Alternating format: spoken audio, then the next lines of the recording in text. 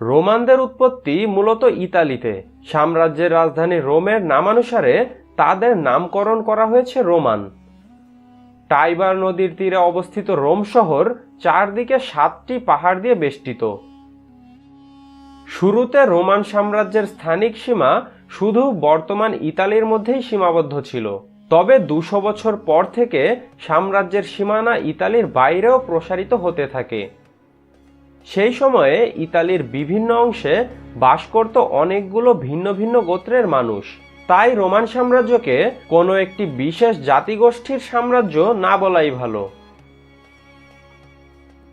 শুরুতে রোমান সভ্যতা ছিল অনেকগুলো নগর রাষ্ট্রের সমষ্টি বা অনেকটা কনফেডারেশন, যার নাম ছিল রোমান রিপাবলিক।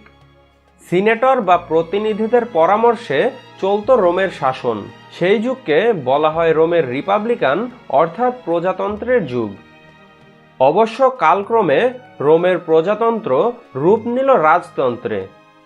রোমে প্রজাতন্ত্রের স্থায়িত্বকাল ছিল প্রায় 500 বছর, আর রাজতন্ত্র বিরাজমান ছিল পরবর্তী 1500 বছর। সব মিলিয়ে এই 2 সহস্রাব্দে মানব ইতিহাসের অত্যন্ত গুরুত্বপূর্ণ স্থান জুড়ে ছিল রোমান সাম্রাজ্য, যার ফলাফল এই আধুনিক যুগে এখনো রয়ে গেছে। বর্তমান ইতালিতে উৎপত্তি লাভ করে রোমান রিপাবলিকের ব্যাপ্তি কালক্রমে ভূমধ্যসাগরের ওপারে উত্তর আফ্রিকায় ছড়িয়ে পড়ে। বর্তমান সময়ের মরক্কো ও আলেজিয়ার উত্তর উপকূল রোমান সাম্রাজ্যের অন্তর্ভুক্ত হয়। শত শত যুদ্ধবিদ্রোহ, অভ্যুত্থান, পাল্টা অভ্যুত্থানের মধ্য দিয়ে সমৃদ্ধির দিকে ক্রমে এগিয়ে যেতে থাকে রোমান রিপাবলিক। তবে যুগে যুগে ডিক্টেটরদের আবির্ভাব ঘটতে থাকে প্রজাতন্ত্রে। যদিও জুলিয়াস সিজারের জন্ম রোমান রিপাবলিক জামানায়, তিনি রোমের অত্যন্ত পরাক্রমশীল ডিক্টেটর হিসেবে আবির্ভূত হন। তিনি সমৃদ্ধশালী মিশর জয় করেন, আর মিশরের রানী ক্লিওপেট্রার সাথে তার প্রণয়ের কাহিনী তো সর্বজনবিদিত। তার সময়ে রোমানরা পরিণত হয়েছিল মেডিটেরিয়ান তথা ভূমধ্যসাগরীয় অঞ্চলের একচ্ছত্র অধিপতিতে। জুলিয়াস সিজারের মৃত্যুর পর তার পালক পুত্র আগাস্টাস সিজার রোমের সিংহাসনে বসেন। তিনি রিপাবলিকান পন্থীদের চূড়ান্তভাবে পরাজিত করেন, রোম প্রজাতন্ত্রের চিরতরে বিলুপ্তি ঘোষণা করেন এবং প্রতিষ্ঠা করেন রোমান সাম্রাজ্যের। তাই বলা হয় রোমান সাম্রাজ্যের প্রথম সম্রাট ছিলেন আগাস্টাস সিজার। আগাস্টাস সিজার নিজের নামানুসারে তার জন্মমাস আগস্টের নামকরণ করেছিলেন। উল্লেখ্য যে তার পালক পিতা জুলিয়াস সিজার নিজের নামে নামকরণ করেছিলেন নিজের জন্মমাস জুলাইয়ের নাম। রোমানরা প্রাথমিক যুগে অর্থাৎ প্রথম 800 বছর ছিল প্যাগান অর্থাৎ পৌত্তলিক। রোমানদের প্রথম দেবতা ছিল জুপিটার। ভৌগোলিকভাবে মিশরের অদূরে ফিলিস্তিনের অবস্থান, তাই ঐতিহাসিকভাবে মিশর ও ফিলিস্তিন একই সাম্রাজ্যের অন্তর্ভুক্ত ছিল ইতিহাসের অধিকাংশ সময়। শুরুতে খ্রিস্ট ধর্মের সবচেয়ে বড় শত্রু হিসেবে আবির্ভূত হয় রোম, কেননা যীশু খ্রিস্টের একত্ববাদের শিক্ষা ছিল রোমান বহু ঈশ্বরবাদের সাথে পুরোপুরি সাংঘর্ষিক। এছাড়া তার প্রচারিত সাম্য ও ইনসাফের শিক্ষা ভোগবাদে বিশ্বাসী অত্যাচারী রোমান সাম্রাজ্যের মসনদ কাঁপিয়ে দিয়েছিল। তাই প্রাথমিক যুগের খ্রিস্টানদের উপর অমানসিক অত্যাচার করতে থাকে রোমানরা। কিন্তু তা সত্ত্বেও সাধারণ মানুষের মধ্যে ব্যাপক জনপ্রিয় হতে থাকে যীশু খ্রিস্টের প্রচারিত ধর্ম। একসময় সর্বস্তরে এমনকি উচ্চ পর্যায়েও খ্রিস্ট ধর্ম প্রভাব বিস্তার করতে শুরু করে। এরকম পরিস্থিতিতে খ্রিস্টীয় 4th শতকের শুরুর দিকে রোমান সম্রাট কনস্টান্টাইন নিজে খ্রিস্ট ধর্ম গ্রহণ করেন এবং তিনিই প্রথম রাষ্ট্রীয়ভাবে খ্রিস্ট ধর্মের প্রতি সহনশীলতা প্রদর্শনে নির্দেশ জারি করেন। তবে খ্রিস্ট ধর্মকে রোমের একমাত্র বৈধ রাজধর্মের মর্যাদা দেওয়া হয়েছিল আরও 70 বছর পরে সম্রাট থিওডোসিয়াসের সময়ে। পরবর্তী 1000 বছর খ্রিস্ট ধর্মের রক্ষকের ভূমিকায় অবতীর্ণ হয় এই রোমানরাই। রোম হয়ে ওঠে খ্রিস্ট ধর্মের সমার্থক। আজও ভ্যাটিকান চার্চের অবস্থানও কিন্তু রোমের ভেতরেই এবং অধিকাংশ খ্রিস্টানই রোমান ক্যাথলিক। খ্রিস্টীয় তৃতীয় শতকে রোমান সাম্রাজ্যের ব্যাপ্তি বিশাল আকার ধারণ করে।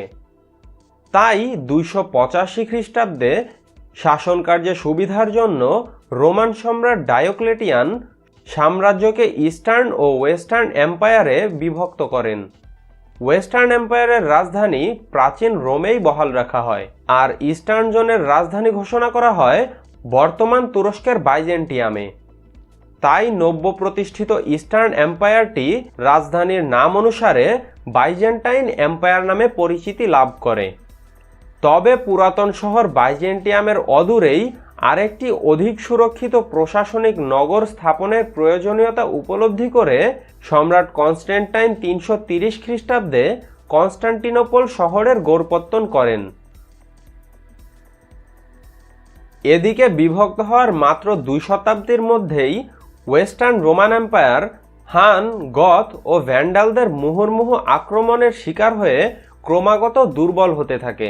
রোমানদের কাছে এরা পরিচিত ছিল দ্য বারবারিয়ান নামে।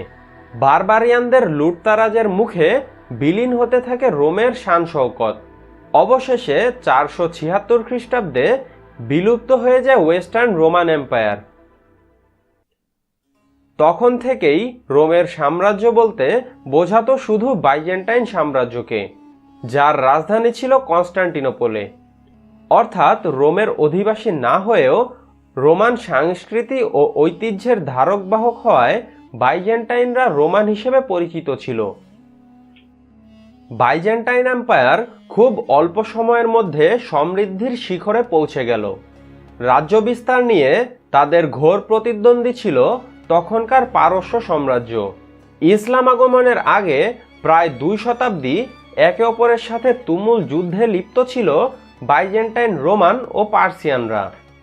ইসলামের উত্থানের যুগে মিশর দখল নিয়ে রোমান ও পার্সিয়ানদের মধ্যে তীব্র প্রতিদ্বন্দ্বিতা চলছিল।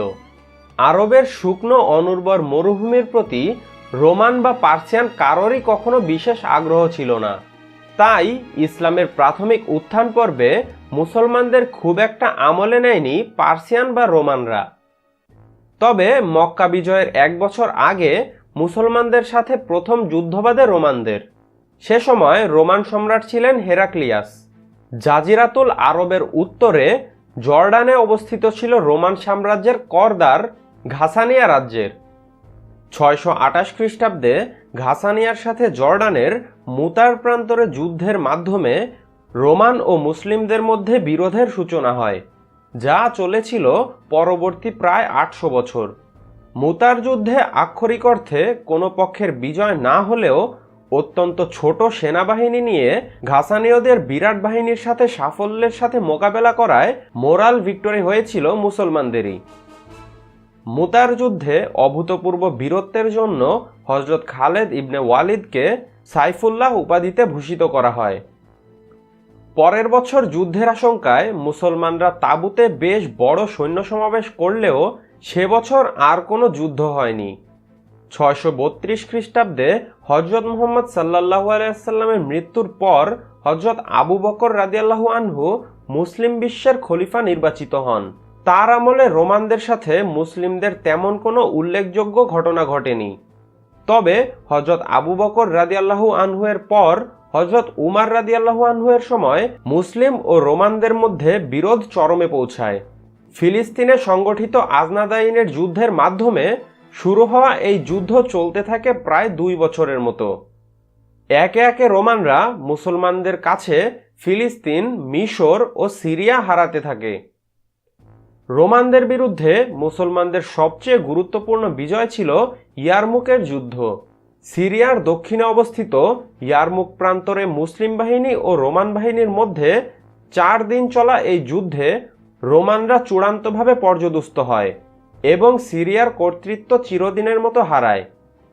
মিশর ও সিরিয়ার মতো 2টি গুরুত্বপূর্ণ প্রদেশ হারানোর ধকল রোমানরা আর কোনোদিনও সামলে উঠতে পারেনি। শুধু তাই নয়, খোলাফায়ে রাশিদিনের সময়েই রোমানরা খোদ আনাতোলিয়াতেও এলাকা হারাতে থাকে মুসলমানদের কাছে। এছাড়া পরবর্তীতে উমাইয়াদের সময় মুসলিমদের ইউরোপ অভিযানের ফলে কখনোই আর আগের জায়গায় ফিরে যেতে পারেনি রোমানরা। পঞ্চদশ শতকে ক্ষীয়মান রোমান তথা বাইজেন্টাইন সাম্রাজ্য শুধু কনস্টান্টিনোপল নগরের মধ্যে আবদ্ধ হয়ে পড়ে। 1453 সালে তাদের উপর চূড়ান্ত আঘাতটি হানেন ওসমানীয় সুলতান মোহাম্মদ বিন ফাতেহ। ধর্মপ্রাণ ওসমানীয়রা কনস্টান্টিনোপলের নাম বদলে নাম রাখেন ইসলাম্বুল। পরবর্তীতে যা তুরস্কের সেকুলারাইজেশনের সময় গ্রিককরণ করে ইস্তানবুল হিসেবে লেখা হয়। এখন ইস্তানবুল নামেই পরিচিত কনস্টান্টিনোপল। এককালের পরাক্রমশীল রোমানরা আজ নেই, কিন্তু রয়ে গেছে তাদের কীর্তি, রয়ে গেছে তাদের চিহ্ন। স্থানিক, কালিক এবং ঐতিহাসিকভাবে রোমান সভ্যতার বিস্তৃতি ও প্রভাব এতটাই যে এর উপর কয়েক লক্ষ বই প্রকাশিত হওয়ার পরও পুরোপুরি বিশ্লেষণ করা সম্ভব হয়েছে বলে বলা যাবে না। এখনও ঐতিহাসিকদের কাছে গবেষণার অত্যন্ত প্রিয় বিষয় রোমানরা,